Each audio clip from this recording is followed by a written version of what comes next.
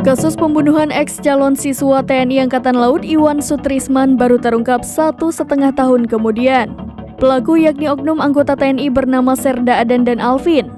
Jasad Iwan dibuang oleh kedua pelaku di semak-semak di kawasan Sawah Lunto, Sumatera Barat. Kasus ini terungkap cukup lama karena keluarga baru melaporkan pada tahun ini setelah curiga dengan pelaku.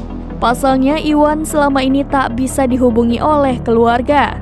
Polisi saat ini belum menemukan jasad Iwan yang dibuang oleh Adan dan Alvin. Namun pada akhir 2022 silam, warga dusun Buki Obang, Kecamatan Talawi, Sawah Lunto menemukan sesosok jasad laki-laki tanpa identitas di ladang pinus. Saat ditemukan jasad tersebut sudah membusuk dan tak dapat dikenali. Lantaran tak ada warga yang mengaku kehilangan, jasad Mr. X tersebut kemudian dikuburkan di pemakaman Covis di Lubang Panjang Barangin, Sawah Lunto. Adapun polisi saat ini tengah mencocokkan identitas Iwan dengan jasad Mr. X tersebut. Terkait pencocokan identitas ini, pihak keluarga korban ikut dilibatkan.